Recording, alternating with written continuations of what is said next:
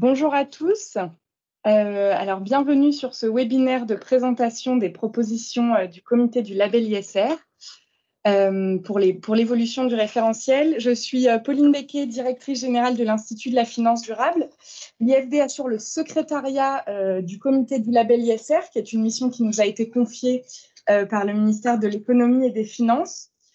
Ce webinaire présenteront Michèle Papalardo, qui est présidente du comité du label ISR, et Balthazar Laporte, qui est chef de projet en charge du label ISR au sein de l'Institut de la finance durable. Donc, vous le savez, les propositions du comité ont été publiées et mises en ligne sur le site du label ISR mardi 18 avril. Ces propositions sont en consultation jusqu'au 31 mai. Et l'objectif de ce webinaire est vraiment de vous expliquer, de vous présenter les évolutions qui sont proposées par le comité afin que vous puissiez répondre à la consultation sur une base de compréhension commune de ce qu'a voulu faire le comité et donc des propositions techniques qu'il propose. Pour le fonctionnement des questions, vous avez un chat qui vous permet de poser des questions. Nous tâcherons de garder un temps après chaque morceau de la présentation pour poser les questions parmi le flot de questions. Vous êtes extrêmement nombreux à ce webinaire. Vous êtes plus de 200 au moment où on a accepté. J'imagine que c'est encore augmenté. Donc, vraiment, merci d'utiliser la partie questions uniquement pour poser des questions et non pas pour commenter. Si vous avez d'ores et déjà des commentaires sur les propositions, ça, réservez-le s'il vous plaît pour la consultation qui est donc ouverte jusqu'au 31 mai. Si jamais nous n'avons pas le temps de traiter toutes les questions, parce que comme vous êtes nombreux, nous n'arriverons pas à toutes les prendre, nous tâcherons de mettre en place un Q&A dans les jours ou semaines à venir pour répondre aux questions, pour éclairer et que nous ayons tous la même compréhension. Et je cède... je vais d'abord présenter les trois parties du webinaire. Donc, la présidente du comité du label, Michèle, va d'abord faire une introduction et ensuite, nous passerons à une partie plus technique avec Balthazar Laporte qui présentera d'une part les modalités d'application proposées pour le nouveau référentiel et puis qui rentrera pilier par pilier dans la présentation de l'évolution et des nouvelles exigences du référentiel. Et donc, je cède tout de suite la parole à Michèle. Bien, bonjour à tous. Merci d'être aussi nombreux. Donc, suscitons la curiosité, mais je n'en doutais pas. Et on va donc essayer de vous faire rentrer plus profondément, on va dire, dans nos propositions. Donc, pour ma part, je vais faire une présentation d'ensemble, globale, pour que vous ayez bien la logique et les argumentaires, finalement, des choix que nous avons faits. Et puis après, Balthazar rentrera plus précisément et techniquement, on va dire, dans le référentiel que nous proposons. Alors, vous voyez, vous avez à l'écran un petit schéma qui essaye de rappeler les grandes étapes. Nous ne sommes pas arrivés au référentiel comme ça par hasard. Depuis novembre 2021, on travaille sur le sujet. Surtout, la date importante, c'est la date d'octobre 2022, c'est-à-dire le moment où nous avons publié une recommandation spécifique pour le label. J'insiste parce qu'en fait, il ne devrait pas y avoir de scoop dans ce qu'on vous présente. Nous n'avons travaillé mais c'est déjà beaucoup, ça nous a pris un certain temps, à la déclinaison pratique et opérationnelle très précise dans le référentiel de ces grandes recommandations qui sont toutes connues donc depuis quelque temps et qui avaient elles-mêmes fait l'objet d'une consultation, d'un appel à commentaires. Donc, aujourd'hui, en avril, nos propositions, vous avez 6 semaines pour les examiner, pour nous faire vos commentaires. Nous prendrons, je pense, quelques semaines, c'est-à-dire un mois. On se met comme objectif, nous, d'avoir notre présentation, notre proposition de référentiel définitif, on va dire, vu du côté du comité fin juin ou début juillet. Et puis ensuite, comme vous le savez aussi, c'est au ministre de choisir et de publier. Vous le verrez tout à l'heure, on se fixe une date hypothétique de publication pour pouvoir travailler sur les calendriers, mais pour le moment, ce n'est qu'une date hypothétique. Donc voilà pour le cadre, on va dire, le cadre en termes de calendrier. Nous avons fait, comme je vous l'ai dit, un gros travail, pas tout seul, hein, ce n'est pas seulement les membres du comité, mais les membres du comité avec des experts de toute origine dans des groupes de travail. Et c'est fort de tous ces éléments de réflexion que nous vous proposons aujourd'hui. Ce socle, c'est-à-dire qu'on s'est concentré très clairement sur le socle de base ISR que nous voulons proposer et faire valider. Ensuite, nous travaillerons, comme nous l'avons dit aussi d'ailleurs depuis le début, sur des gradations, éventuellement des déclinaisons thématiques, des questionnements par type d'actifs spécifiques, etc., etc. On s'est dit clairement que ce n'était pas la peine de faire tous ces travaux si on n'avait pas d'abord le socle. Et c'est un socle vraiment, c'est vraiment une refonte qu'on fait du label, on en est très conscient, ce n'est pas juste une petite actualisation. Et donc cette refonte du référentiel, elle nécessite qu'on se concentre sur le socle avant de passer aux gradations. Mais nous n'avons pas oublié les gradations, on y reviendra le plus vite possible ensuite. En quelques grands mots, qu'est-ce que nous cherchons à faire? Nous sommes toujours sur nos 3 grands principes. Être plus exigeant pour les sociétés de gestion qui vont gérer les fonds, là, c'est une grande partie de nos auditeurs. Être plus lisible pour les épargnants et être globalement plus efficace en soutien à l'économie durable par la finance durable. C'est vraiment les 3 thèmes qui nous tiennent à cœur depuis le début et sur lesquels nous avons travaillé. Et nous avons travaillé là aussi en reprenant les recommandations que nous avions présentées au mois d'octobre dernier, c'est-à-dire le renforcement des exigences de sélectivité tout en réaffirmant la nature généraliste du label. Le deuxième axe fort, c'est l'exigence de double matérialité, et puis le troisième, c'est l'intégration systématique de la dimension climat. Alors, je vais reprendre, moi, rapidement ces 3 axes pour que vous compreniez la logique des propositions qu'on fait sur le référentiel, sur ces 3 grands sujets. Le premier, donc, je vous le disais, renforcer les exigences de sélectivité en réaffirmant la nature généraliste du label, hein, toujours sur cette idée que le label, il n'est pas vert, il n'est pas climat, il est généraliste, E, S et G. Et donc, on fait en sorte qu'il le soit vraiment encore plus qu'il ne l'est jusqu'à présent. Pour ça, on fait un certain nombre de propositions. Les premières propositions, c'est de renforcer l'exigence de sélectivité.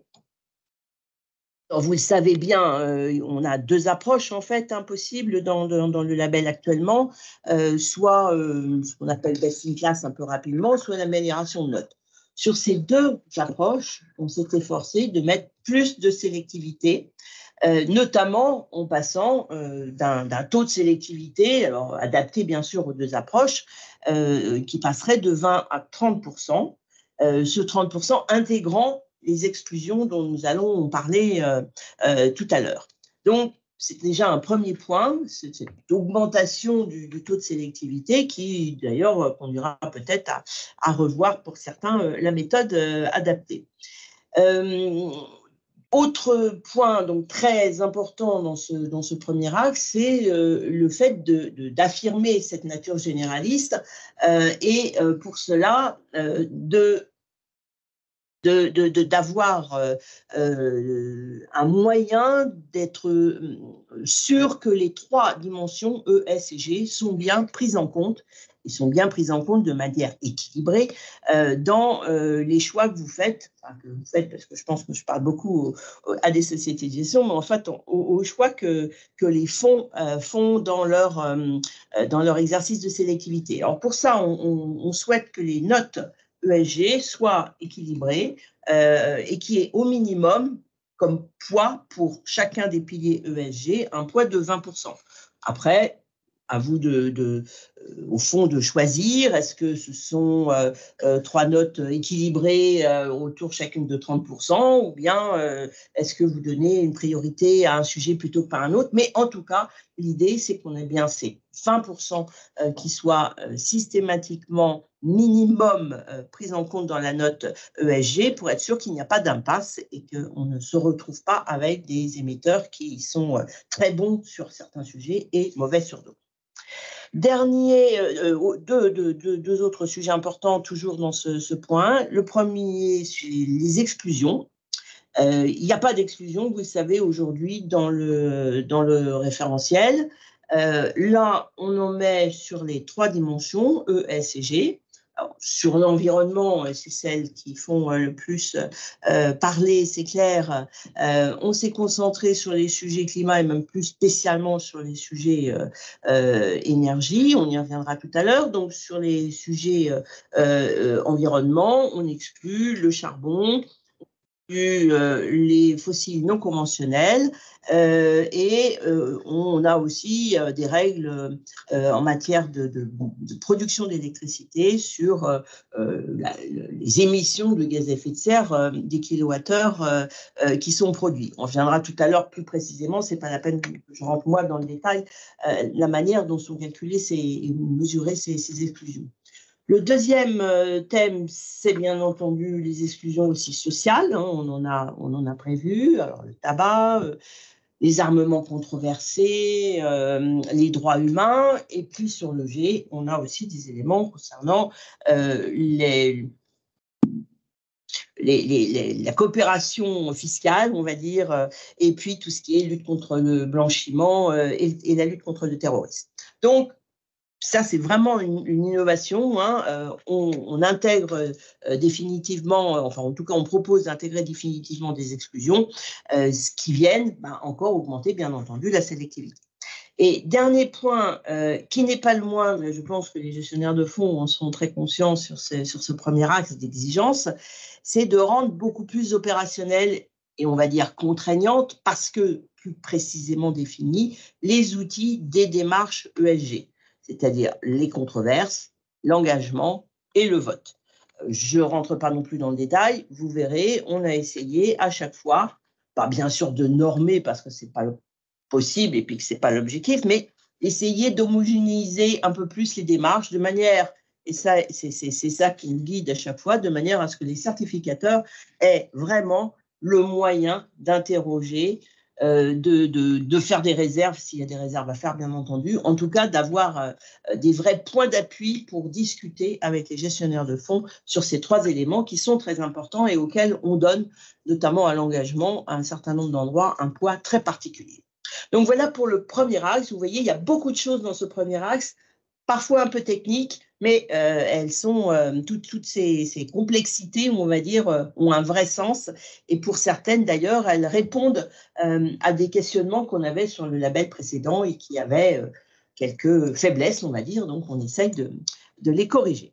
Deuxième axe, rendre systématique l'exigence de double matérialité et, en faisant ça, garantir la cohérence entre la stratégie, les objectifs et les indicateurs ESG qui sont choisis. Alors, la double matérialité, pour nous, ça va consister d'abord à essayer d'utiliser le plus possible les outils de la réglementation européenne, SFDR, CSRD. On ne veut pas compliquer les choses, même si certains penseront qu'on le fait, on ne veut pas compliquer les choses en inventant des nouveaux indicateurs, des nouvelles définitions, etc. On essaye de s'accrocher le plus possible à ce qui existe et en particulier. Donc là, clairement, on va s'appuyer sur les principales incidences négatives des textes européens, sur les PAI, voilà. On reste concentré sur ces outils-là avec l'idée qu'il faut qu'on les utilise tous le plus possible, le mieux possible pour que finalement tout ça s'homogénéise. Alors, qu'est-ce qu'on cherche à faire et où est-ce qu'on va demander d'utiliser ces éléments de réglementation européenne ?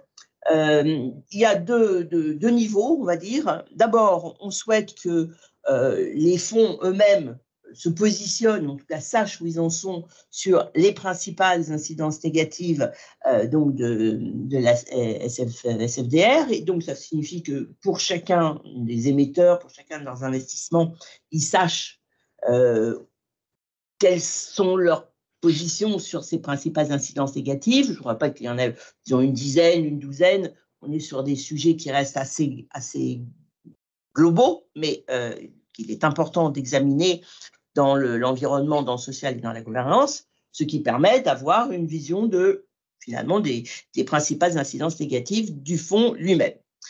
Et le deuxième point sur lequel on utilise ces éléments de la réglementation européenne, c'est dans ce que vous avez déjà aujourd'hui l'obligation de choisir, c'est-à-dire les deux indicateurs qui doivent être les moyens de vérifier que la stratégie ESG des fonds est bien définie et qu'elle est bien mise en œuvre et qu'elle est bien suivie. Donc, ces deux indicateurs, aujourd'hui, dans les référentiels actuels, vous les choisissez comme vous voulez en fonction de ce que vous vous êtes donné comme objectif stratégique. Là, clairement, aujourd'hui, il faudra les choisir parmi les PAI. Même un certain nombre de PAI, il y en a plusieurs dizaines, une quarantaine. Donc, ça laisse aux gestionnaires de fonds des possibilités de choisir les indicateurs qui leur conviennent dans les sujets qu'ils ont choisis. Mais ça va permettre progressivement d'homogénéiser ces indicateurs, de pouvoir éventuellement comparer plus ou moins ce que font des fonds qui sont dans les mêmes objectifs stratégiques, et puis de faciliter progressivement la mise en œuvre, je pense, des réglementations européennes, et également, je pense, finalement, de faciliter le travail des sociétés de gestion, puisque de toute façon, ces PAI, vous êtes obligés les uns et les autres d'en faire du reporting. Et donc, l'idée, c'est que ce reporting serve également là à choisir et à certifier les fonds tels qu'ils sont. Donc, voilà pour la double matérialité. Et puis, le troisième et dernier axe, l'intégration systématique de la dimension climat dans le socle du label ISR. Alors, ça ne veut certainement pas dire que les autres sujets ne sont pas importants. Le S et le G, ce sont des dimensions très importantes pour un label comme le label ISR, qui est un label généraliste. Et en matière d'environnement, il n'y a pas que le climat, on est bien d'accord. On a beaucoup d'autres dimensions sur lesquelles il faut travailler et sur lesquelles les fonds peuvent se positionner et ils doivent même se positionner. Bon, on a fait le choix, compte tenu aujourd'hui du contexte, compte tenu des interpellations qu'on peut avoir sur ce sujet et du débat général sur les thématiques climat et de l'importance stratégique, bien entendu, du sujet climat. On a fait le choix d'avoir au moins sur cette thématique climat, une attention particulière, on va dire ça comme ça, mais l'attention, c'est l'intégration systématique. Alors, cette intégration se fait comment? D'abord, puisque, comme je vous l'ai dit, on va analyser les PAI et les PIN, on aura donc forcément des informations sur la partie climat, puisque ça fait bien sûr partie de ces éléments de la double matérialité. Deuxièmement, on a les exclusions climatiques dont je vous ai parlé, charbon, fossiles non conventionnels et production des on a voulu également, et on l'a dit aussi dans les conclusions d'octobre, intégrer la dimension transition. Donc, pour le fossile conventionnel, cette fois-ci, on n'a pas mis d'exclusion. On considère qu'aujourd'hui, il y a du fossile non conventionnel et qu'on ne va pas passer du jour au lendemain à zéro. Et que donc même les fonds ISR ont vocation à accompagner la sortie, ça c'est clair en tout cas, la sortie du fossile.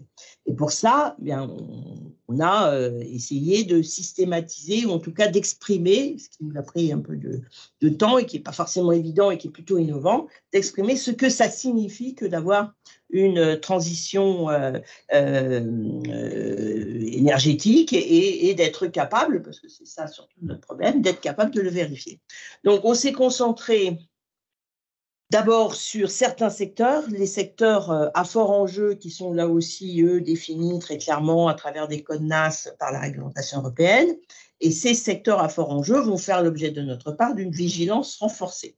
Cette vigilance renforcée, ça veut dire quoi? Ça veut dire que les entreprises qui sont dans ces secteurs à fort enjeu doivent avoir des cibles court, moyen, long terme, donc une trajectoire, cette trajectoire devant être cohérente avec les objectifs de l'accord de Paris, avec la neutralité carbone 2050, avec le moins 55% d'émissions européennes en 2030, etc., etc. Donc, on sait quelle est la pente et les objectifs à atteindre. Il faut donc que les trajectoires de ces entreprises soient cohérentes, appliquent en fait, elles permettent d'atteindre les objectifs de l'accord de Paris. Il faut aussi qu'ils aient des moyens qui soient adaptés à cette trajectoire, parce qu'en général, c'est assez difficile de l'atteindre, et troisièmement, que la gouvernance soit aussi adaptée et qu'on ait bien la conviction que l'ensemble fonctionne et va bien permettre normalement d'atteindre l'objectif des accords de Paris. Et les secteurs en fort enjeu, j'ai oublié, mais j'insiste aussi, c'est non seulement les producteurs d'énergie, notamment les producteurs d'énergie fossile conventionnelle, mais c'est aussi tous les secteurs qui consomment ou qui font consommer à leurs clients de l'énergie fossile, à commencer par les transports, par le bâtiment, par les industries productives, etc. Donc, on est bien sur une réduction à la fois de l'offre et de la demande, parce qu'il n'y a que comme ça, bien sûr, qu'on arrivera à tenir les objectifs. Donc, ça, c'est la grande nouveauté, c'est une des grandes nouveautés. Bien sûr, la mise en place sera progressive. On vous donnera le calendrier tout à l'heure. On se cale sur le calendrier de la CSRD avec un tout petit peu d'avance pour les plus gros et les entreprises cotées, de manière à ce qu'on ait tout de suite quelque chose dès le début de la mise en place du logiciel. Et puis, on essaye de donner des moyens de suivre, bien entendu, cette application de la transition. Alors, en résumé, ça donne la chose suivante, mais on va y revenir. Pour les entrées dans les portefeuilles ou pour ceux qui sont déjà dans les portefeuilles, il faut qu'ils montrent et qu'ils permettent de vérifier qu'ils ont bien cette trajectoire et qu'ils vont la mener à bien. Sinon, ils ne rentrent pas dans le portefeuille. Et deuxième temps, une fois on est dans le portefeuille, il va falloir montrer au fil du temps qu'on respecte la trajectoire.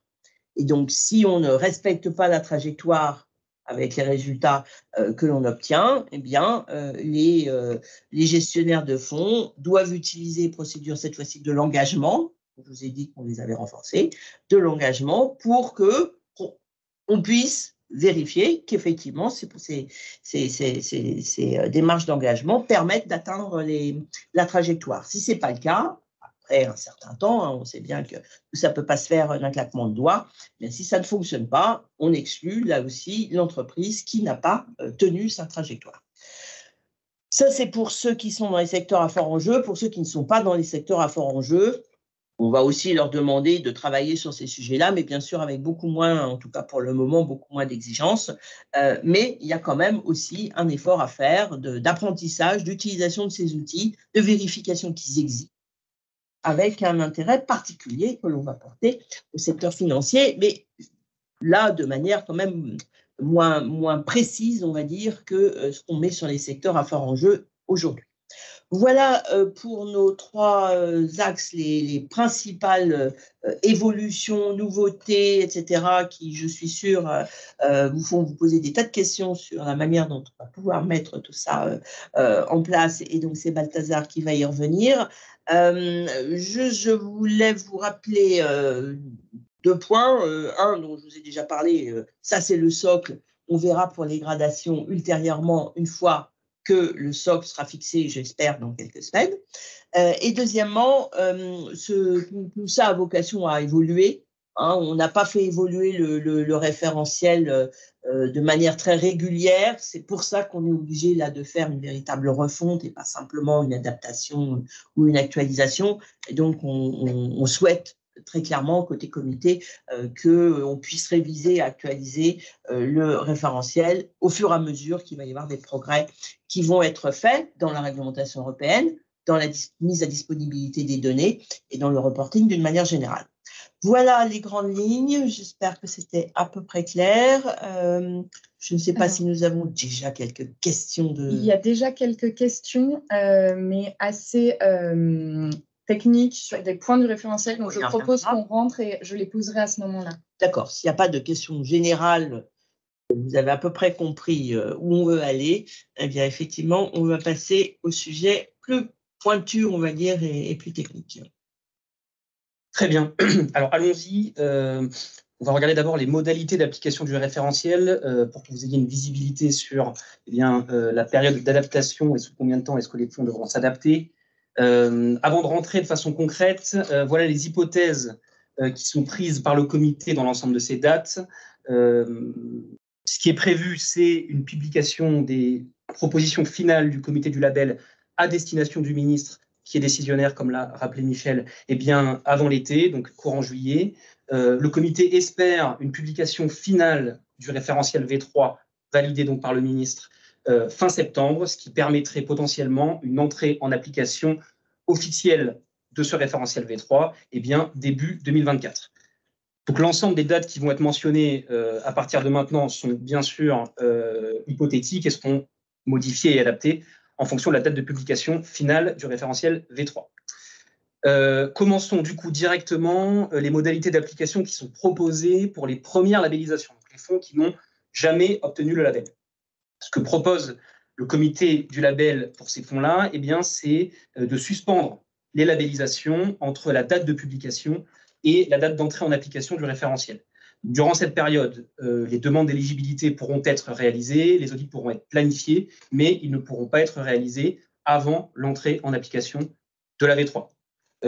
Bien sûr, avec un cas particulier pour les audits qui sont déjà lancés au moment où la V3 est publiée, qui pourront finir leur labellisation sous la V2 s'ils ont déjà contractualisé avec le certificateur et qu'ils sont certifiés sous 3 mois.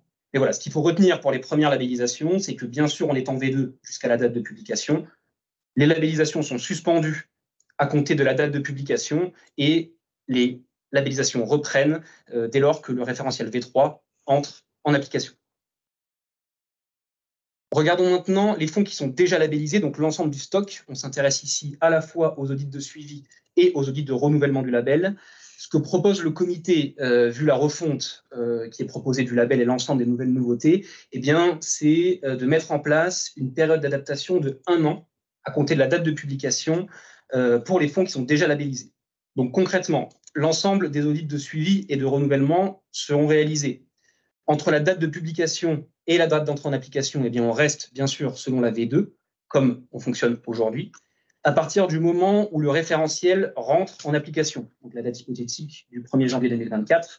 Dès lors, les audits de suivi et de renouvellement sont réalisés selon la V3, mais avec ce qu'on appelle des non-conformités de transition qui n'ont pas d'impact sur l'obtention du label. Donc, de façon très concrète, à chaque fois qu'une non-conformité est identifiée sur une nouveauté du référentiel V3, le fonds en est informé, mais ça n'a pas d'impact sur l'obtention du label. Et enfin, à partir d'1 an après la date de publication du référentiel final, l'ensemble des audits de suivi et de renouvellement sont réalisés selon la V3. Voilà, l'objectif de cette partie, c'était de vous donner un petit peu de la visibilité sur la durée qu'auront les fonds pour être labellisés. Pauline, je ne sais pas si on a des questions ou est-ce qu'on rentre déjà dans le vif du sujet du référentiel.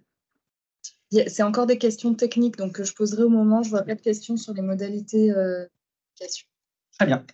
Et bien, du coup, dans ce cas, je vous propose de rentrer dans le vif du sujet avec les évolutions concrètes qui sont proposées par le comité du label. Avec d'abord, en petite introduction, donc on va le voir juste après, mais le référentiel actuel, il est structuré autour de 6 piliers. Cette structure, elle est conservée et elle ne bouge pas. Donc, on va prendre les piliers un par un et pour chacun de ces piliers, on va rappeler les exigences actuelles et puis on va regarder les nouveaux critères qui sont proposés par le comité du label en précisant d'abord les objectifs poursuivis par le comité du label en mettant en place ce critère, donc le pourquoi, et puis surtout, qu'est-ce qui est attendu de façon concrète de la part des fonds labellisés, c'est plutôt le comment. Donc, comme je l'ai dit aujourd'hui, 6 piliers dans le référentiel du label. Le premier s'intéresse aux objectifs ESG du fonds. Pourquoi mettre en place des critères E, S et G.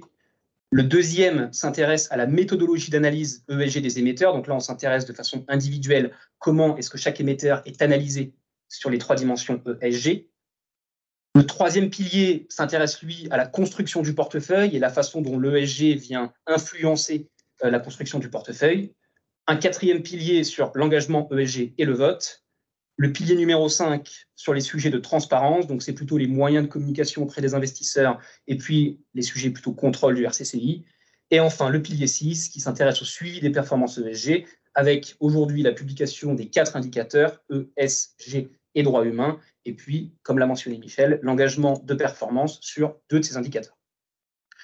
Voilà pour le référentiel actuel. Je vous propose du coup de commencer directement avec le pilier numéro 1, donc, comme je l'ai dit, qui s'intéresse aux objectifs ESG du fonds. Aujourd'hui, il est demandé au fonds de décrire ses objectifs en matière de prise en compte des critères ESG dans sa politique d'investissement. 2 principales évolutions dans ce premier pilier. D'abord, c'est de démontrer que le fonds met bien en place une démarche de double matérialité. Et deuxièmement, c'est une exigence de performance sur les 2 indicateurs PAI les plus en lien avec les objectifs ESG du fonds. 2 nouvelles exigences sur ce pilier, commençant par la première, la démonstration de la prise en compte de la double matérialité. L'objectif du comité, via la mise en place de ce pilier, c'est de s'assurer que les gestionnaires de fonds et les gérants, lorsqu'ils prennent des décisions d'investissement, ils s'assurent d'abord des risques ESG qui pèsent sur la valeur des investissements. Donc ça, c'est plutôt une logique risque de durabilité qui était déjà présente dans le référentiel du label, mais surtout et maintenant qu'ils s'intéressent également systématiquement à l'effet de leurs investissements sur les facteurs ESG. Donc c'est la double matérialité. Pour cela, d'abord, le fonds devra fournir et présenter les éléments qui démontrent la prise en compte des risques de durabilité, donc c'est les risques financiers, qui sont matérialisés par l'article 3 de SFDR. Donc, c'est une exigence réglementaire, mais donc de bien présenter ces éléments. Première dimension de la double matérialité. Et deuxièmement, de fournir et de présenter les éléments qui démontrent la prise en compte des principales incidences négatives au niveau du fonds. Donc, c'est l'article 7 SFDR, prise en compte des principales incidences négatives au niveau du produit et toutes les exigences qui en découlent. Et donc, on s'intéresse là à la deuxième dimension de la double matérialité. Donc voilà, pour ce premier critère, fort appui sur SFDR avec une exigence de prise en compte au niveau du produit des principales incidences négatives. Deuxième nouvelle exigence sur ce pilier, c'est l'exigence de performance sur les 2 PAI les plus en lien avec les objectifs ESG du fonds. Donc d'abord, petite précision, il s'agit bien d'une reprise de l'exigence actuelle qui est actuellement dans le pilier 6 et d'une évolution de cette exigence. L'idée le comité considère que lorsque le fonds s'engage de façon ex-ante à surperformer l'indice sur 2 indicateurs, il s'agit bien d'objectifs et donc ça a plutôt sa place dans le pilier 1, objectif ESG. Donc on reprend l'exigence du pilier 6, on la fait remonter dans le pilier 1 et on fait évoluer les exigences. 2 objectifs ici, s'assurer que la performance extra-financière du fonds est bien cohérente avec ses objectifs en matière d'investissement responsable, d'où le pilier 1. Et puis, deuxième point, comme ça a été mentionné, c'est de favoriser l'homogénéisation des pratiques des fonds en restreignant un petit peu le terrain de jeu, entre guillemets, de sélection des indicateurs. Pour cela, première étape, on sélectionne les 2 PAI les plus en lien avec les objectifs ESG et surtout, on justifie que ces 2 indicateurs, ce sont les plus cohérents avec les objectifs ESG du fonds. Pour ça, c'est les PAI obligatoires plus les PAI additionnels, pour laisser suffisamment de choix. Deuxième point, on s'engage à avoir une performance du fonds supérieure à celle de son univers d'investissement. Ça, c'est l'exigence actuelle qui est maintenue. Sur l'évolution de cette exigence, le comité du label propose la mise en place d'un taux de couverture progressif, puisqu'il est conscient de la disponibilité de la donnée et des différentes contraintes, et qu'il veut s'assurer que le fonds pourra bien sélectionner les PAI les plus cohérents, et non pas seulement ceux qui ont un bon taux de couverture. Donc, ce qui est proposé, c'est que la première année, le taux de couverture minimum de ces 2 indicateurs soit de 70%, puis qu'il passe à 90% pour le premier indicateur, 70% pour le second, et enfin, en année 3, on revient à 90% sur les 2 indicateurs. Donc, voilà pour cette deuxième exigence. Alors là, on a une question qui est pourquoi avoir limité le choix des indicateurs de performance aux PAI, qui sont des indicateurs de risque, et ne pas ouvrir à des indicateurs de performance positive, comme un alignement taxonomie, par exemple? C'est une bonne question et effectivement, le sujet a été discuté. L'idée ici, c'est de se baser sur la notion de double matérialité qui est proposée par SFDR et surtout de bien rester dans le périmètre proposé par SFDR, notamment pour ne pas, je dirais, brouiller le message auprès de l'épargnant en mélangeant des indicateurs et les métriques de SFDR et un taux d'alignement taxonomique du portefeuille avec des subtilités entre le taux d'alignement et le taux d'éligibilité du portefeuille. Donc voilà, dans un premier temps, le comité souhaite rester sur les indicateurs de SFDR. Une autre question, comment doit se comprendre l'exigence de prise en compte de tous les PAI au niveau du fonds? notamment en tenant compte des clarifications du dernier Q&A de la commission. Alors, juste précision, ce Q&A est arrivé après les arbitrages finaux du comité.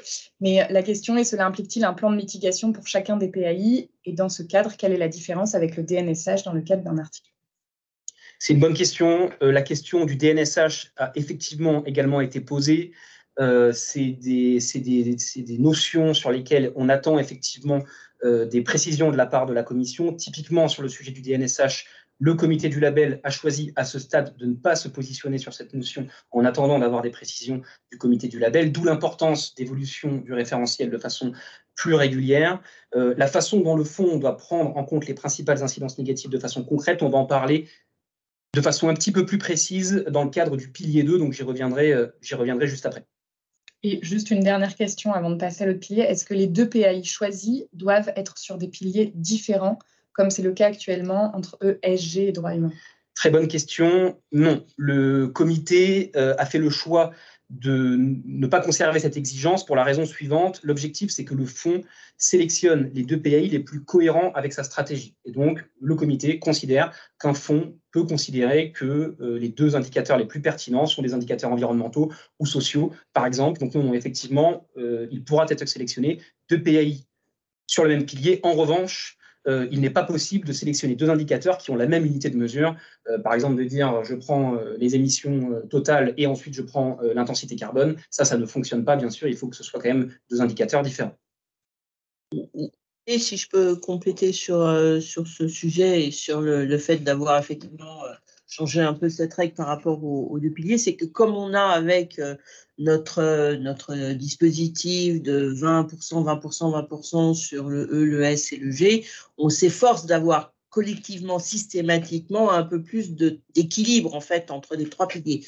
Et donc, on est moins demandeur sur cette partie-là de sélection de l'indicateur de base, d'avoir deux indicateurs différents parce qu'on a normalement rééquilibré le dispositif avec nos 3 fois 20%. On verra ce que ça donne, mais je pense que ça devrait permettre quand même au fond finalement d'être quand même eux-mêmes plus sélectifs finalement sur leur objectif et leur stratégie, parce qu'on peut tout à fait comprendre qu'il y ait des fonds qui soient très sociaux ou qui soient très environnement, et donc de les laisser s'exprimer à travers des indicateurs qui correspondent vraiment à leur stratégie.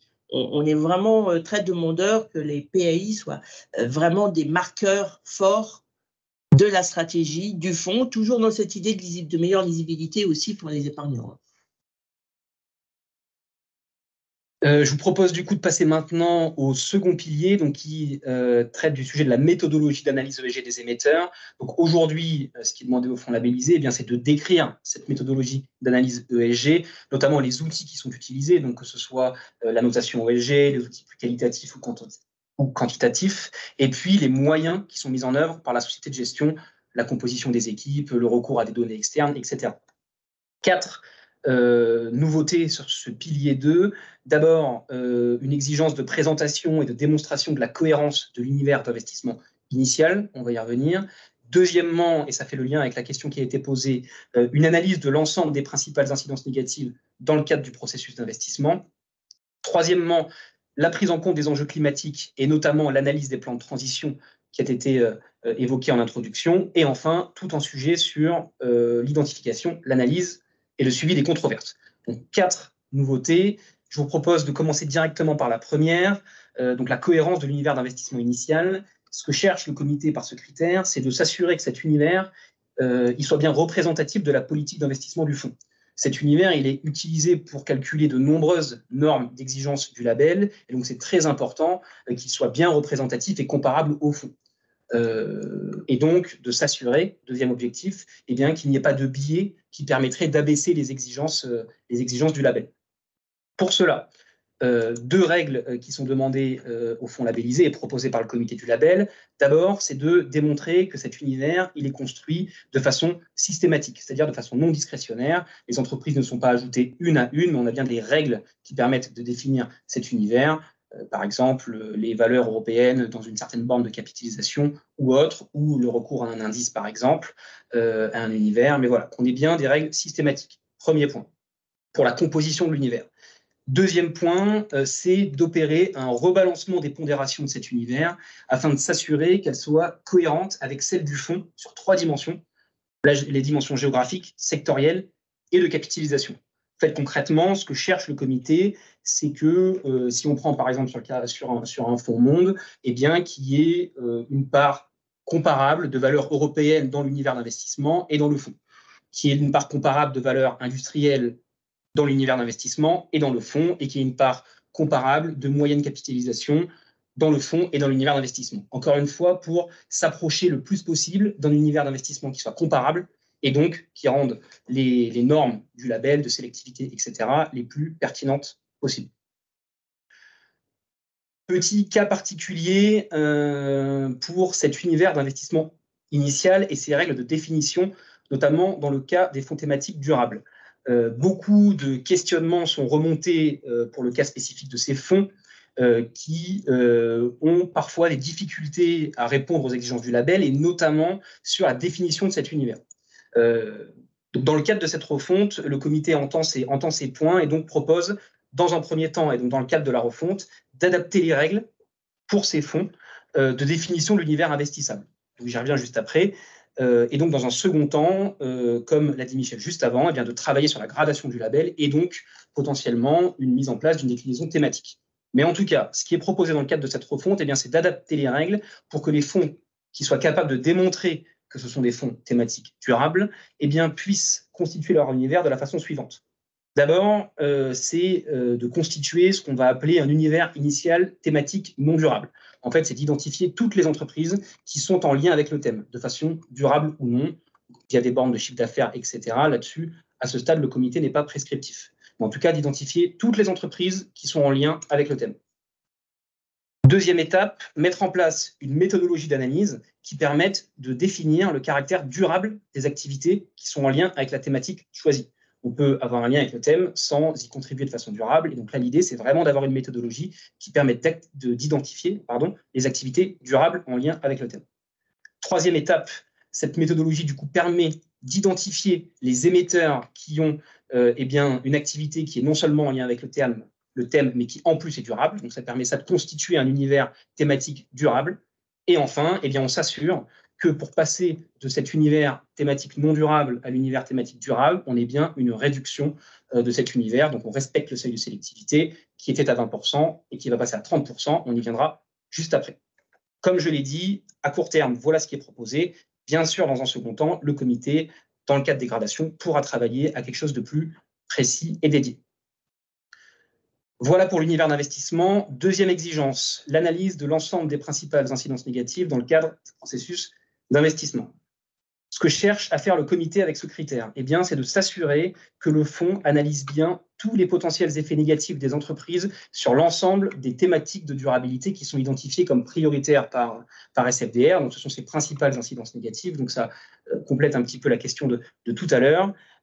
Pour cela, 2 étapes. D'abord, le fonds présente les différentes étapes et les différents outils de son processus d'investissement. Comment est-ce qu'il fonctionne? Est-ce que c'est des outils de notation ESG, la mise en place des exclusions, les controverses, l'engagement ESG, tous les outils qui sont mis en œuvre pour sélectionner des entreprises et pour analyser des entreprises.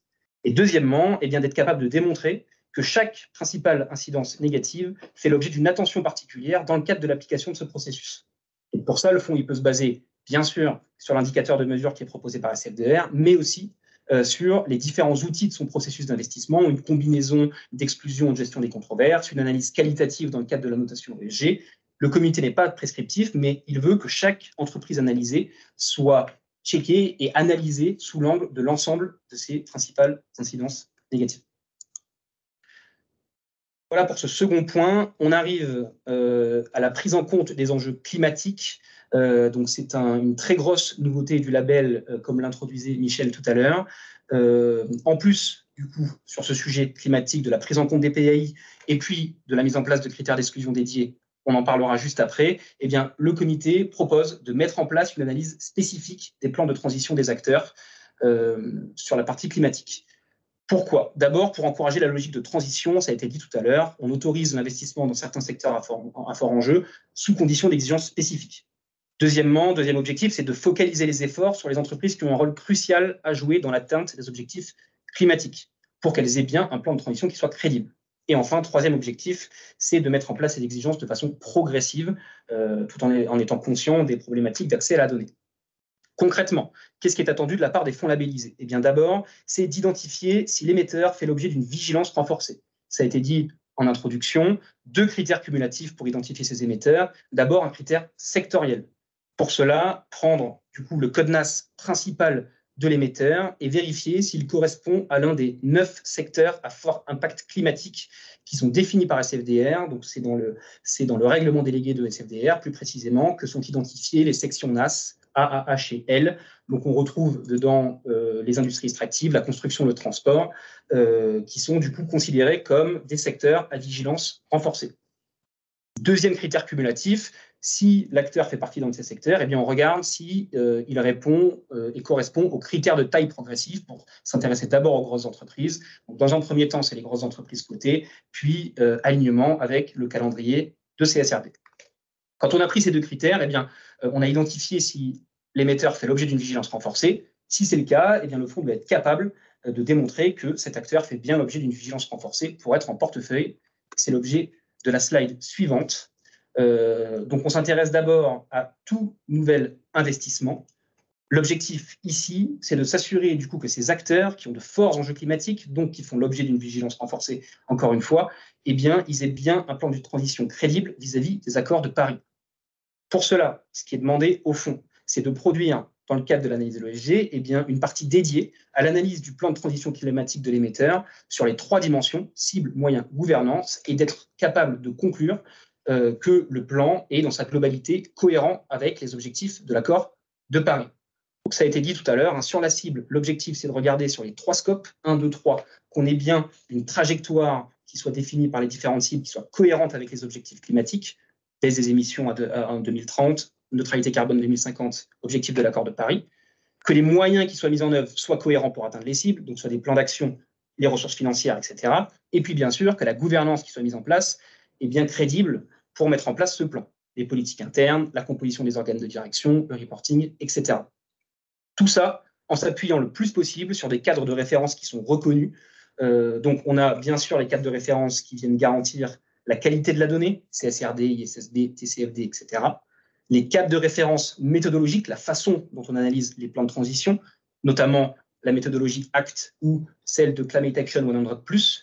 Et enfin, les scénarios sectoriels qui sont dédiés, qui sont proposés par l'IEA, SBTI, la Transition Pathway Initiative, qui vont venir pour chaque secteur faisant à fort enjeu, et bien définir un petit peu de façon plus précise la façon dont ces acteurs doivent enclencher leur transition. Donc voilà, avant tout nouvel investissement, garantir la crédibilité du plan avec tous ces points de passage vis-à-vis de l'accord de Paris. Maintenant, une fois que la valeur est en portefeuille et lors de sa mise à jour annuelle, puisque pour rappel, chaque émetteur doit faire l'objet d'une mise à jour annuelle de sa notation ESG, eh bien, le comité souhaite que le fonds s'assure que la trajectoire réelle qui est suivie, eh bien, elle fasse bien l'objet d'un suivi et qu'elle soit conforme aux objectifs fixés. Ce qui est attendu, donc, d'abord, c'est de s'assurer, bien sûr, que le plan de transition qui avait été validé, eh bien, il est toujours en place. Premier point. Deuxièmement, de s'assurer que les résultats qui sont obtenus concrètement eh bien, soient en ligne avec les objectifs qui avaient été préalablement fixés. Soit c'est le cas, et donc bien sûr il n'y a pas de sujet, soit en cas d'écart significatif constaté entre les objectifs et les résultats obtenus, eh bien, c'est de mettre en place une démarche d'engagement ESG. On regardera plus précisément tout à l'heure ce que ça veut dire, pour eh bien, accompagner l'entreprise dans le redressement de ses résultats et que ça soit réaligné avec les objectifs qui sont fixés.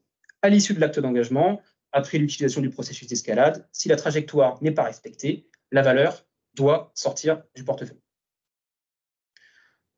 Dernier point sur cette partie climat, donc on a vu les exigences pour les acteurs faisant l'objet d'une vigilance renforcée, les acteurs donc à fort impact climatique selon SFDR. Pour le reste du portefeuille, ceux qui ne font pas l'objet d'une vigilance renforcée, eh bien, l'objectif c'est de s'assurer que toute entreprise appréhende bien ses enjeux climatiques, quels qu'ils soient, et c'est faire preuve de réalisme quant à la disponibilité de la donnée et des outils d'analyse. Ce qui est demandé au fond, comme ça a été dit, c'est de mettre en place une analyse qui est proportionnelle aux enjeux climatiques identifiés, en se basant notamment sur les éléments dont on a parlé relatifs à la cible, tout en portant une attention particulière aux enjeux relatifs au secteur financier.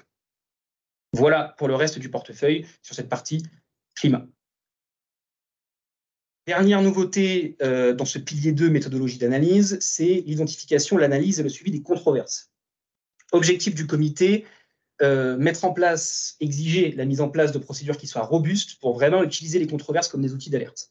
Et deuxième point, homogénéiser les pratiques des fonds sur ce point, tout en laissant la place quand même aux spécificités des méthodologies de chaque société de gestion. Comme l'a dit Michel, c'est vraiment des points qui sont stratégiques et qui sont développés par chaque société de gestion. L'objectif n'est pas de remplacer ces différentes méthodes. Pour cela, ce qui est demandé au fond, d'abord, c'est de formaliser un processus d'identification des controverses, à la fois les sources et surtout la veille. Il ne suffit plus d'ouvrir le journal le matin et de voir si une controverse a été identifiée, mais bien d'avoir un processus un petit peu plus robuste. Deuxièmement, de mettre en place une procédure et une analyse des controverses qui sont identifiées, qui puissent aboutir à la classification de l'ensemble des controverses selon les dimensions graves, avérées et répétées, toujours dans une logique de venir homogénéiser un petit peu les pratiques des fonds. Troisièmement, mettre en place un processus d'escalade, de renforcement du dialogue, de mise sous surveillance, voire d'actes de gestion, en cas de maintien, on va dire, de la controverse, et surtout de formaliser les conditions sous lesquelles la controverse peut être levée pour un émetteur. Se doter d'une comitologie qui soit dédiée, qui permette d'abord de formaliser et surtout de suivre les décisions prises dans le temps, notamment pour le certificateur, et enfin, identifier les potentiels conflits d'intérêts entre la société de gestion et les émetteurs qui font l'objet de controverses. Voilà pour ce quatrième point, et ça met fin du coup aux nouveautés pour le pilier 2. Je ne sais pas, Pauline, si nous avons des questions. Beaucoup de questions sur ce pilier qui est très riche.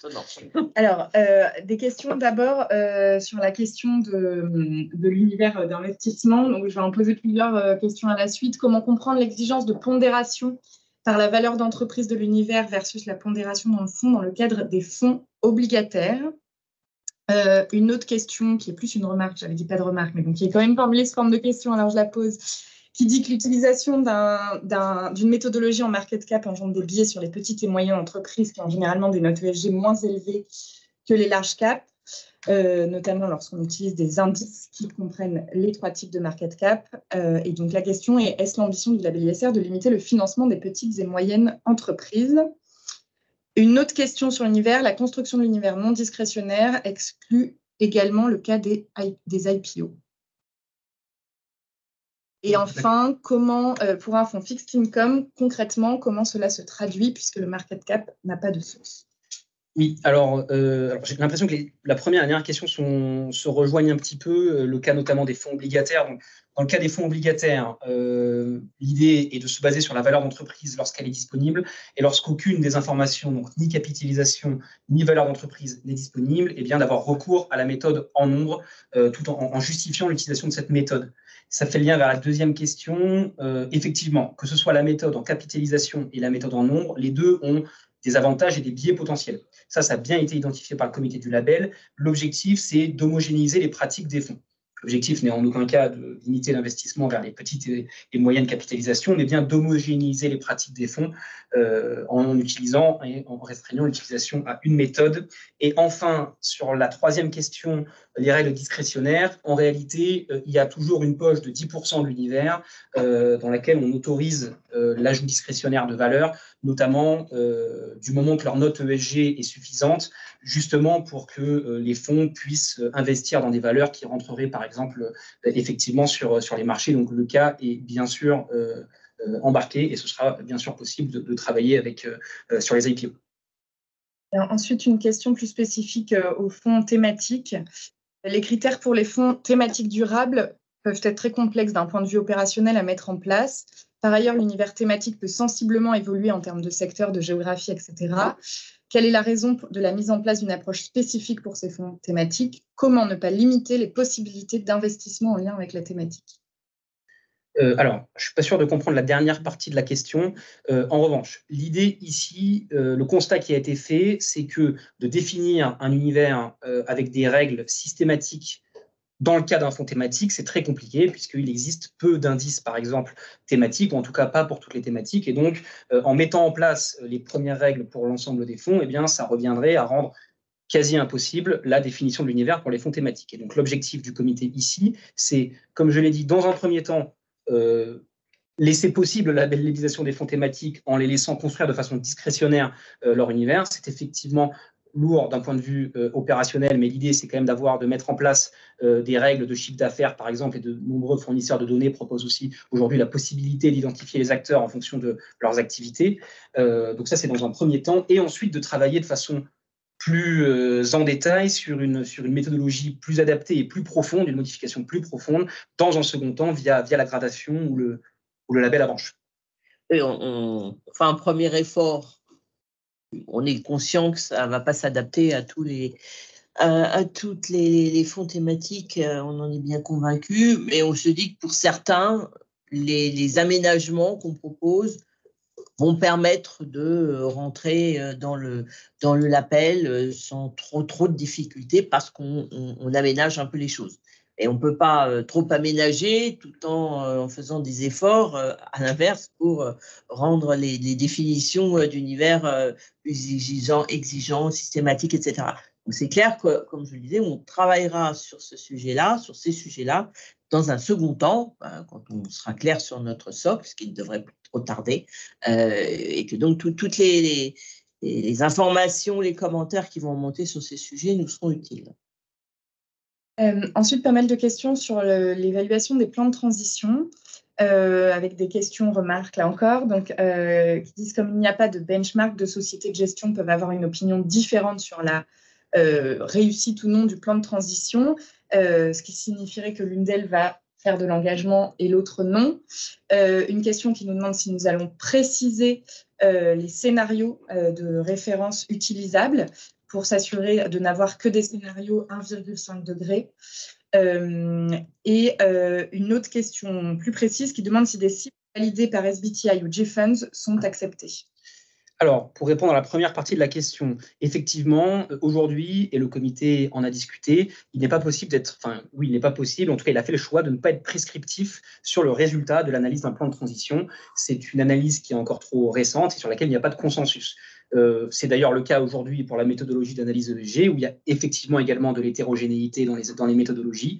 Mais c'est la même chose ici. L'objectif, c'est de laisser le fonds mener son analyse. Attention toutefois, les cadres de référence sont cités dans le référentiel et la façon, les fonds sont très fortement encouragés à les utiliser, voire même doivent justifier le cas où ils ne les utilisent pas. Et donc, logiquement, tout ça devrait quand même contribuer à homogénéiser les pratiques des fonds.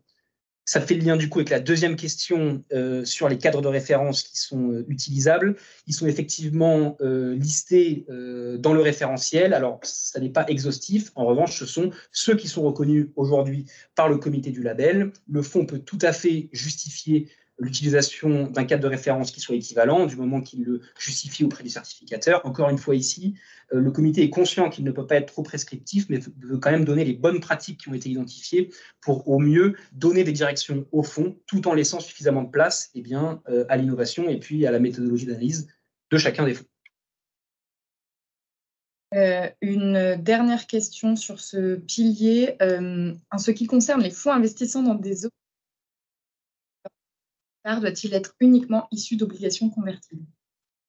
Alors, je pense que ça, c'est un sujet qu'il faudra qu'on regarde. J'aurais tendance à dire que non, puisqu'en fait, l'intérêt de l'univers d'investissement, c'est de mesurer le caractère significatif de la méthode ESG. En fait, ce que le label cherche à faire en définissant cet univers, c'est de s'assurer qu'on ait dedans des émetteurs qui soient comparables, ou en tout cas des émetteurs qui fassent partie du terrain de jeu et de l'univers d'investissement du fonds. La nature de l'instrument financier, et notamment cette spécificité du caractère convertible de l'obligation, ça n'est pas de nature, et encore une fois, on vérifiera, mais selon moi, à apporter une différence ici. Donc non, je ne pense pas qu'il soit nécessaire que l'univers soit composé uniquement d'obligations convertibles. Je pense qu'on regardera ce point pour confirmer, mais j'en doute. Je propose qu'au regard du temps, malheureusement, on est obligé de passer au pilier 3. Très bien. Passons au pilier 3 du coup, qui s'intéresse à la construction du portefeuille, les exigences actuelles de ce pilier 3. D'abord, c'est que plus de 90% du portefeuille soit analysé ESG. soit en nombre d'émetteurs, soit en capitalisation. Deuxièmement, c'est de démontrer le caractère mesurable de la stratégie. Donc ça, c'est les fameuses deux approches qui ont été présentées tout à l'heure. L'approche en sélectivité, on élimine les 20% plus mauvaises valeurs de l'univers d'investissement, et l'approche en amélioration de notes, où on veut une note moyenne du portefeuille qui soit supérieure à celle de l'univers ou de l'indice duquel on a retiré les 20% plus mauvaises valeurs, ce qui permet d'avoir une note moyenne de l'indice qui est un peu améliorée et donc de renforcer l'exigence. Ça, c'est ce qui est fait actuellement. Dernière exigence actuelle, c'est le cas des dérivés. Et un petit point du coup sur ce sujet. Aujourd'hui, le référentiel demande de démontrer une utilisation limitée de ces derniers.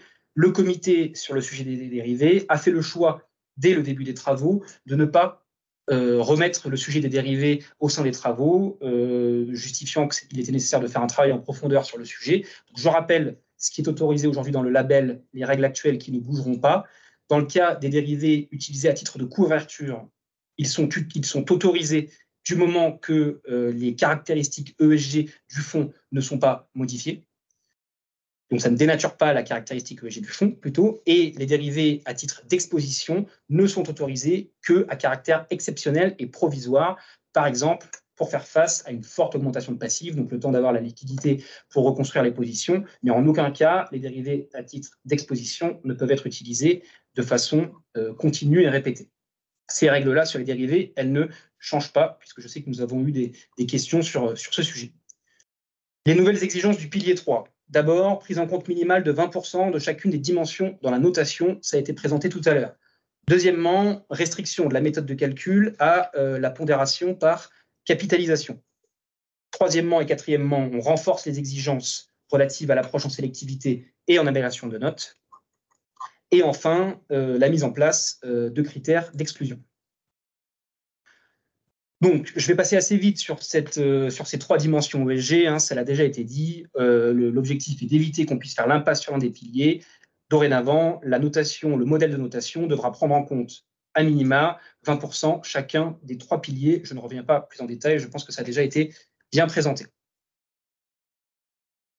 Question quand même. Mais... Il y aura des questions, on y revient, juste après. Restriction à la méthode de calcul à la pondération par capitalisation, même chose ici, en fait, on a déjà eu une question sur ce sujet, donc en fait, on y a déjà un petit peu répondu, donc voilà, je le redis très rapidement. Maintenant, la norme, c'est l'utilisation de la pondération par capitalisation.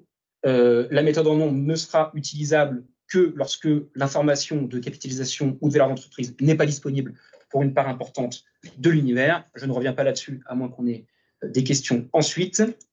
Passons du coup au renforcement des exigences de l'approche en sélectivité. Donc, l'objectif, c'est de renforcer le caractère significatif de ce seuil, tout en laissant une période d'adaptation supplémentaire aux fonds qui sont déjà labellisés.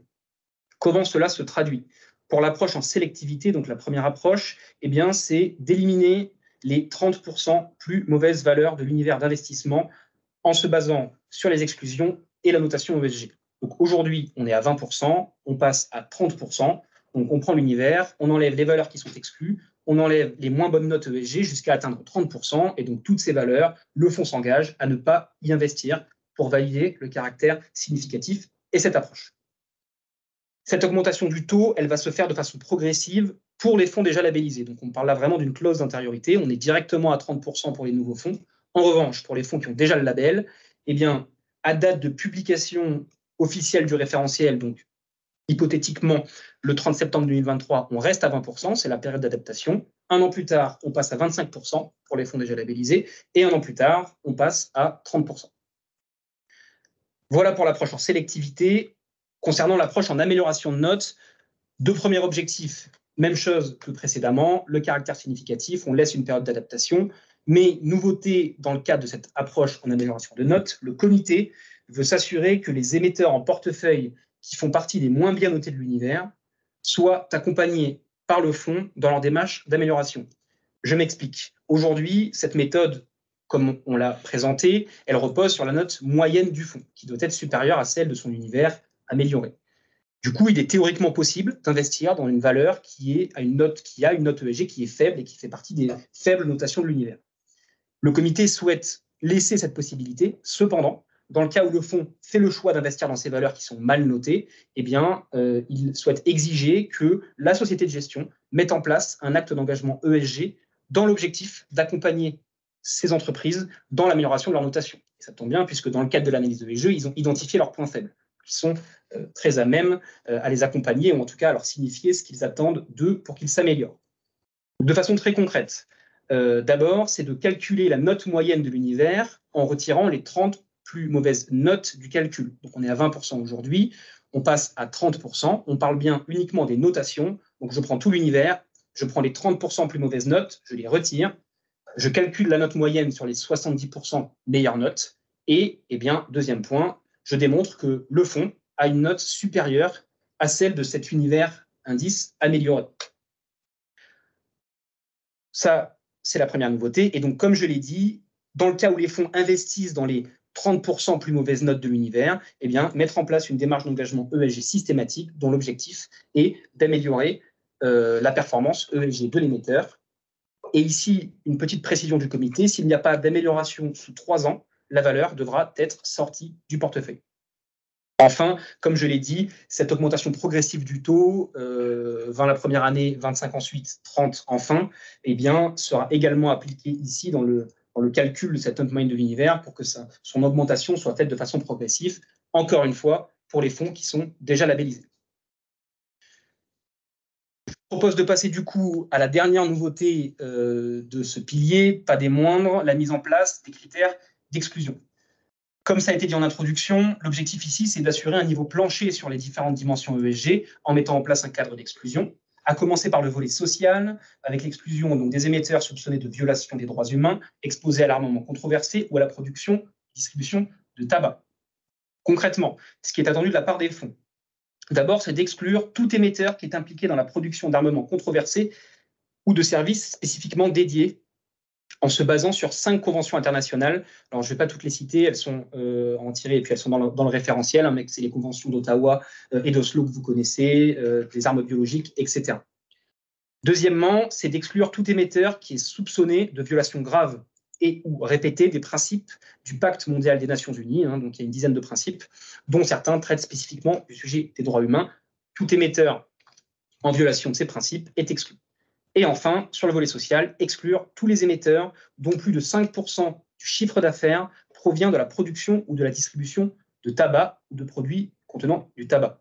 Le choix de ce seuil de 5%, il a été fait pour éviter d'exclure des entreprises qui ont une activité minoritaire sur la partie du tabac. C'est le cas, par exemple, de certains laboratoires d'analyse, par exemple, d'après nos analyses, effectivement, qui ont une faible exposition au secteur du tabac. Enfin, voilà, c'est d'éviter de toucher ces acteurs et de bien toucher les pure players de cette activité, d'où le seuil de 5% sur le tabac.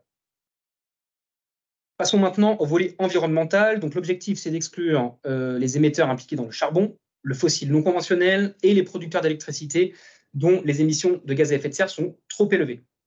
D'abord, le charbon. Seront exclus tout émetteur dont plus de 5% du chiffre d'affaires provient de l'exploration, l'extraction et le raffinage de charbon thermique. Seront également exclus tout émetteur qui développe des nouveaux projets de ce type. Voilà pour le charbon. Concernant le fossile non conventionnel, ce que propose le comité d'abord, c'est de baser sur la définition du comité scientifique et d'expertise de l'Observatoire de la finance durable. Même chose ici, la définition est assez longue, elle est en bas de l'écran et elle est également présente dans le référentiel. Donc, en se basant sur cette définition de ce qu'est le fossile non conventionnel, c'est d'exclure tout émetteur dont plus de 5% de la production totale d'hydrocarbures provient de fossiles non conventionnels. Donc ici, on est bien en pourcentage de la production totale d'hydrocarbures et non pas de chiffre d'affaires. L'objectif du comité, eh bien, c'est d'éviter qu'on puisse avoir une production de non conventionnels qui soit diluée par d'autres activités, comme par exemple la distribution de carburant, et donc bien s'intéresser à l'activité production totale d'hydrocarbures. Donc on est à 5% maximum. Premier critère. Deuxième critère, exclusion de tout acteur qui développe des nouveaux projets d'énergie fossile non conventionnelle. Voilà pour le non conventionnel. Et enfin, sur la partie environnementale, sujet producteur d'électricité.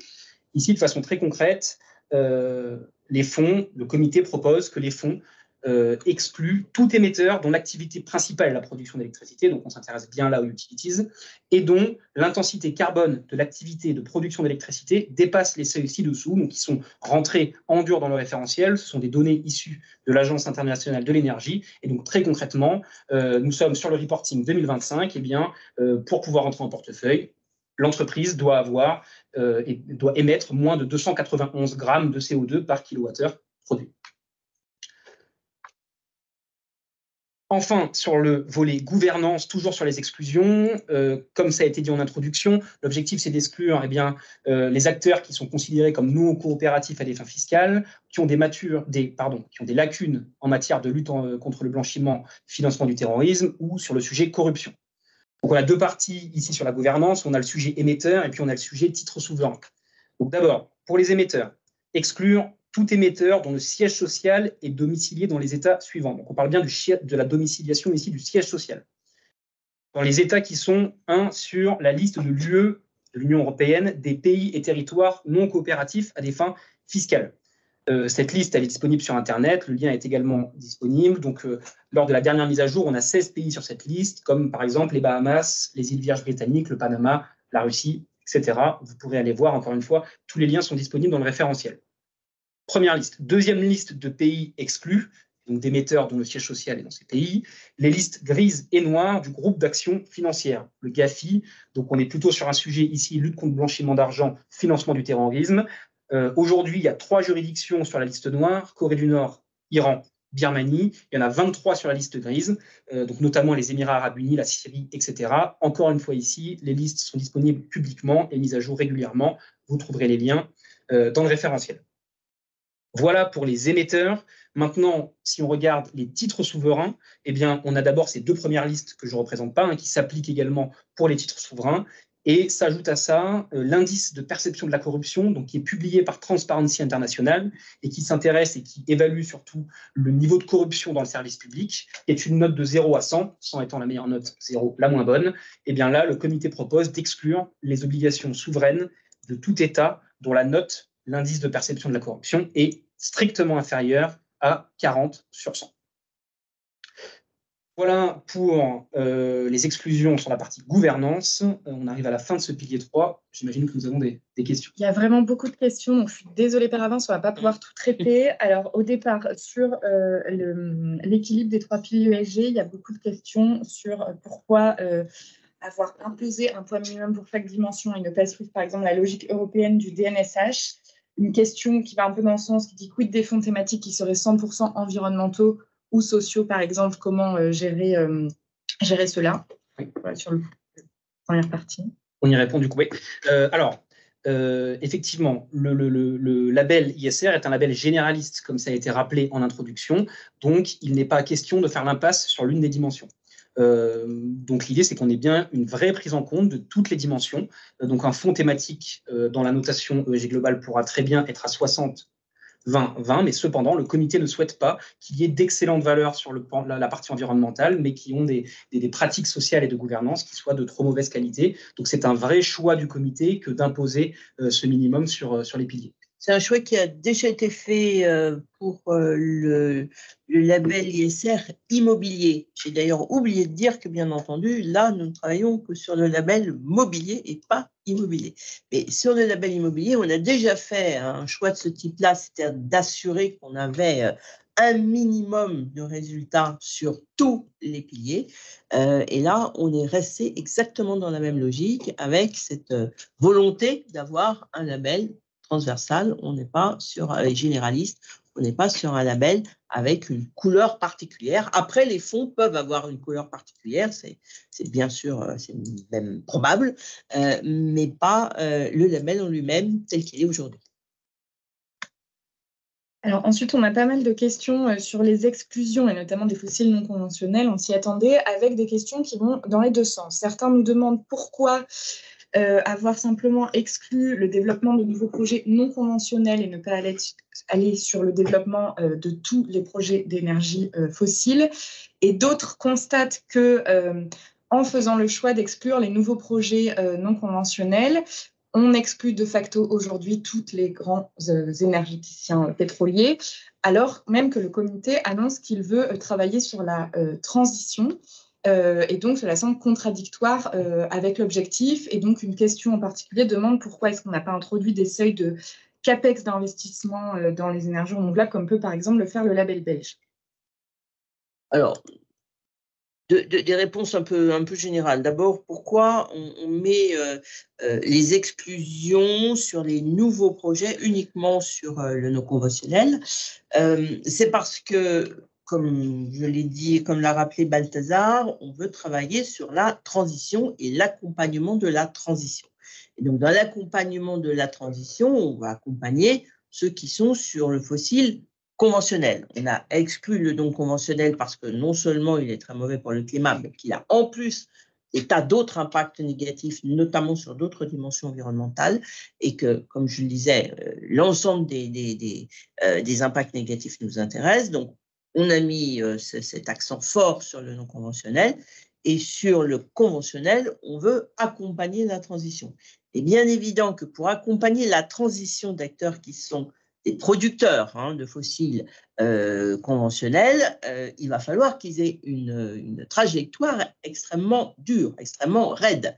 C'est bien clair, en tout cas, il me semble très difficile que dans ces conditions-là, ils aillent vers des nouveaux projets. S'ils vont vers des nouveaux projets, au lieu de réduire leur trajectoire, ils vont sortir et ils vont augmenter leur production.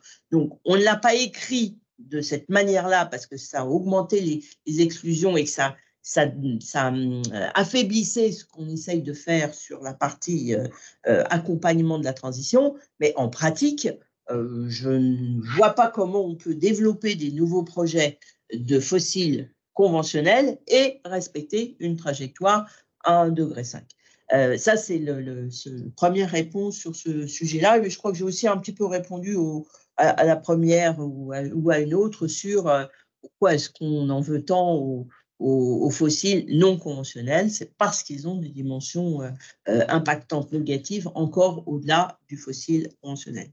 Il y a peut-être d'autres questions que je n'ai pas répondu.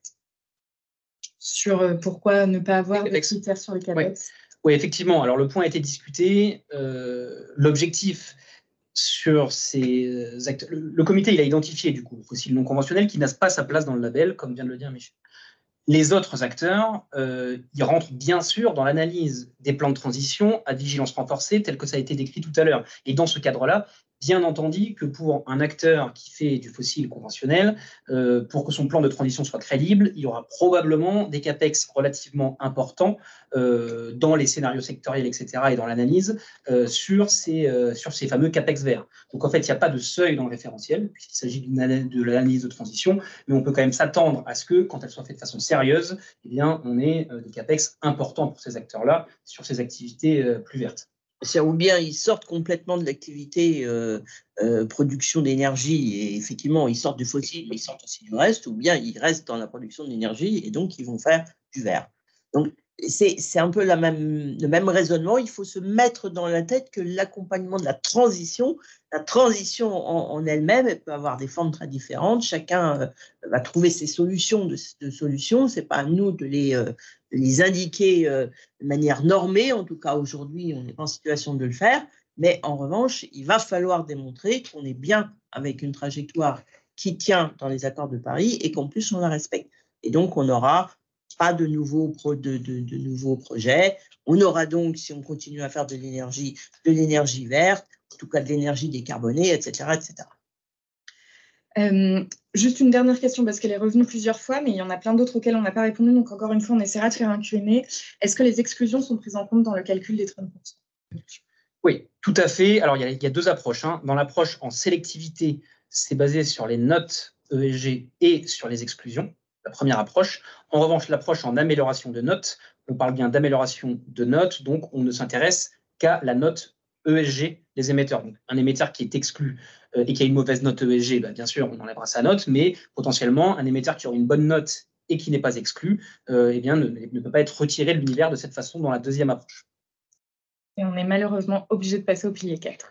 Très bien. Il est beaucoup plus court. Il va être plus court.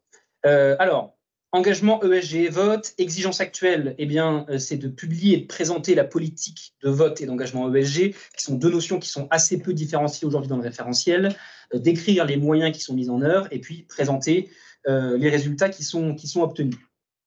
Deux principales nouvelles exigences. D'abord, bien clarifier les différences entre le vote et l'engagement ESG. Ce sont deux notions qui sont bien sûr intimement liées, mais qui sont quand même différentes. Donc, on sépare les deux notions dans le référentiel. Et puis, on renforce les exigences sur le vote en Assemblée générale et sur l'engagement ESG. Sur le vote, d'abord, ce que souhaite le comité, eh bien, c'est de s'assurer que les fonds labellisés ils exercent bien et de façon significative les droits de vote détenus en Assemblée générale. Et donc, pour ça, on attend des fonds qui démontrent que les droits de vote sont exercés dans plus de 90% des assemblées générales, dans plus de 90% des assemblées générales éligibles.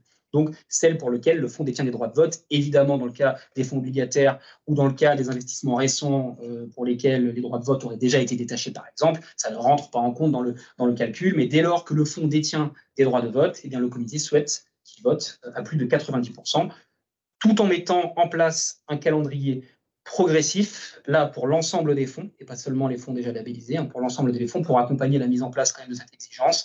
Et donc la première année, on est sur un taux de vote minimum de 70% et on passe à 90% la deuxième année. Je ne m'attarde pas plus sur le vote, passons maintenant à l'engagement ESG, on l'a évoqué plusieurs fois. L'objectif du comité vraiment sur cet engagement ESG, c'est d'abord de le différencier du simple dialogue. Beaucoup de choses qui remontent sur les complexités des fois de différencier un simple dialogue avec l'émetteur d'un réel acte d'engagement et d'en faire un véritable outil d'accompagnement des émetteurs en resserrant les définitions et en s'assurant que c'est un véritable outil pour les fonds. Qu'est-ce qui est attendu concrètement? D'abord, c'est de formaliser au sein de la politique d'engagement ESG, qui existe déjà bien sûr, mais d'y formaliser un processus d'escalade dans lequel on différencie les actions qui sont un dialogue renforcé, les actions publiques et les actes de gestion. Le comité n'est pas prescriptif sur le contenu du processus d'escalade. Notamment, il y a plusieurs fonds qui pourraient faire le choix de ne pas avoir recours à des actions publiques dans le cadre de leur processus d'escalade. Ça n'est pas un problème. En revanche, le comité souhaite exiger que ce processus d'escalade doit pouvoir aboutir à une vente des titres en l'absence d'amélioration. Donc, pas de prescription sur son contenu. En revanche, au final, il faut que, si malgré toutes les escalades, il ne se passe rien, eh bien, le processus prévoit la vente des titres. Ensuite, il est attendu de la part des fonds et proposé par le comité de mettre en place et de démontrer que pour chaque acte d'engagement, pour qu'un acte d'engagement soit considéré comme valide, entre guillemets, qu'il ne soit pas simplement du dialogue, eh bien, qu'il fasse bien l'objet d'une demande explicitement formulée à l'émetteur. Il faut que l'émetteur soit informé de ce que le fonds attend de façon concrète, qu'un objectif clair soit formalisé, ce qui permettra à l'issue de l'acte d'engagement de qualifier son degré de réussite, qu'au démarrage de l'acte d'engagement, une temporalité soit définie, ce qui permette à l'issue de cette temporalité de faire un bilan. Donc, le comité il n'est pas prescriptif sur cette temporalité parce qu'il est conscient que l'engagement peut prendre du temps. En revanche, il attend du fonds qu'il se projette dans une temporalité et sous laquelle il attend en retour de la part de l'entreprise. Ce n'est pas des actes d'engagement qui durent sur des décennies. Et enfin, eh bien, de mettre en place bien sûr des actions de suivi et d'escalade, qu'elles soient bien réalisées à l'issue d'une temporalité. Si l'objectif n'est pas atteint, on actionne le processus d'escalade. Toujours sur l'engagement actionnarial, toujours dans l'optique d'en faire un véritable outil d'accompagnement, eh bien, c'est de rendre public le rapport d'engagement en y précisant le nombre d'actions d'engagement et la part du fonds concerné, la classification des actions d'engagement selon les 3 dimensions, et puis, dans le cas où le fonds prend part à des actions collectives, son degré d'implication. Enfin, pour finir sur l'engagement actionnarial, l'engagement ESG, on l'a déjà évoqué plusieurs fois, mais il y a 3 cas spécifiques dans lesquels le comité souhaite la mise en place d'un engagement ESG systématique, sauf une justification précise et très convaincante. Donc vraiment, ça doit être la norme. C'est le cas des émetteurs qui ne publient pas un des indicateurs de performance. Ce sont les indicateurs qui sont les plus cohérents avec les objectifs ESG du fonds. Il est donc légitime d'attendre que les entreprises en portefeuille les publient. Donc engagement lorsque ce n'est pas le cas. Les émetteurs en portefeuille qui font l'objet d'une vigilance renforcée et dont les résultats ne sont pas en ligne avec les objectifs fixés, on l'a déjà dit. Et puis, dans le cas des fonds d'amélioration de notes, si le fonds investit dans les mauvaises valeurs de son univers, il les accompagne pour qu'elles s'améliorent. Voilà les 3 cas. Voilà pour ce pilier 4. Est-ce que nous avons des questions? Oui, mais malheureusement, il est 17h27, donc je propose qu'on enchaîne. On enchaîne. Je vais passer très vite sur le pilier 5, la transparence, puisqu'il y a très peu de nouveautés. Ici, on parle de la façon dont le fonds communique avec les investisseurs. La seule précision qui est apportée par le comité, c'est les informations à publier dans l'inventaire du fonds. Je vais très vite, c'est, pour rappel, le fonds doit publier l'inventaire sur base annuelle. Dorénavant, il devra obligatoirement préciser le nom de l'émetteur, l'identifiant et le point portefeuille, même si je me doute que ce sont des informations qui sont très souvent déjà présentes. Donc, il s'agit plus d'une clarification. Passons directement du coup au pilier 6 qui traite du suivi des performances ESG. Donc aujourd'hui, publication de 4 indicateurs, ESG droit humain, l'engagement de performance, mais qui est remonté dans le pilier 1, donc qui n'est plus présent dans le pilier numéro 6. Donc la proposition du comité, c'est de préciser les éléments qui sont à fournir dans le cadre de ce fameux reporting d'indicateurs d'incidence négative. Donc regardons ce que ça veut dire. Donc l'idée, c'est que le comité du label propose d'exiger la prise en compte des principales incidences négatives au niveau du fonds et donc de toutes les exigences qui en découlent, notamment la publication de ce fameux reporting d'indicateurs d'incidence négative. Le comité veut simplement, sans rajouter d'indicateurs, puisque c'est déjà bien suffisant, préciser un petit peu les éléments de mise en contexte pour faciliter la lecture, notamment pour des gens qui sont un peu moins initiés.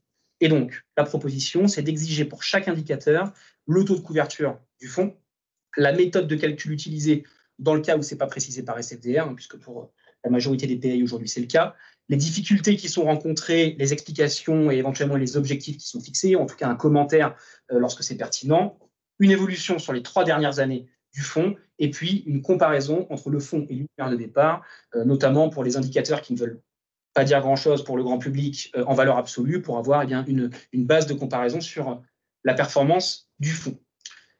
Voilà pour le pilier 6. Je pense qu'on peut prendre peut-être quelques questions, mais effectivement, nous arrivons au bout de la présentation.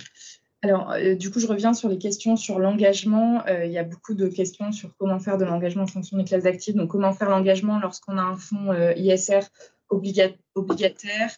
Une question qui porte sur la vente des titres comme point d'escalade qui pénalise les fonds indiciels et donc qui pose la question est-ce un label pour les fonds actifs seulement une autre question qui demande sur l'engagement, les exigences sont-elles les mêmes pour les actionnaires et les prêteurs? Oui. Alors, sur la première question, effectivement, le référentiel parle à juste titre d'engagement ESG, puisqu'en fait, ce qui remonte, c'est que ce qui a du sens dans l'engagement actionnarial, c'est pas tant la part dans l'entreprise, qui souvent est très faible, mais c'est plutôt le fait d'accompagner l'émetteur de façon positive. Et donc, on peut très bien faire de l'engagement ESG, qu'on soit actionnaire ou qu'on soit créancier. Donc, ça s'applique bien également aux fonds obligataires. Deuxième question sur les fonds indiciels. Le comité du label, comme on l'a dit au début, ne s'est pas intéressé aux spécificités des différents produits financiers. En aucun cas, l'objectif est d'exclure certains types de fonds. En revanche, pour être labellisé, un fonds doit être capable de répondre aux exigences, de mettre en place les différents outils de l'ISR. On l'a dit tout à l'heure, l'engagement fait partie des outils à disposition du gérant ISR et donc il doit être capable d'y répondre. La façon dont il le fait, s'il n'en est pas capable, il peut très bien abandonner le label. Et la dernière question, je l'ai oubliée. Non, mais c'était la même que la première sur les fonds obligataires. Il est 17h31, on est obligé de clôturer ici. Nous ferons un Q&A pour répondre à l'ensemble des questions. Juste 2 qui ont été posées. Oui, les slides vont être mises à disposition sur le site du label ISR. Non, la version provisoire du référentiel ne va pas être traduite en anglais, ce sera la version définitive qui le sera. En revanche, je ne sais pas si vous avez vu, mais il y a une note de présentation qui résume les recommandations du comité. Cette note va être très prochainement traduite en anglais. Nous vous remercions tous pour votre attention. N'hésitez pas à participer à la consultation. Vous pouvez poster vos retours sur le site du label ISR d'ici le 31 mai. Je ne sais pas si Michel, vous voulez… Non, je remercie tout le monde. Merci Balthazar pour toutes ces explications, Pauline pour son animation. Et puis, on va lire avec attention vos réactions, vos retours. N'hésitez pas, ça nous permettra d'améliorer encore, je n'en doute pas, les propositions que nous faisons. On a essayé, vous l'avez compris, d'être vraiment plus exigeants, si possible plus lisible. Donc, on ne peut pas répondre à tous les souhaits de tout le monde. On doit être exigeant, donc forcément, il y a des choses qui ne passent pas. Mais donc, on est à votre écoute pour bien comprendre ce que vous pensez de tout ça. Merci à vous. Merci beaucoup. Merci à tous. Au revoir. Au revoir.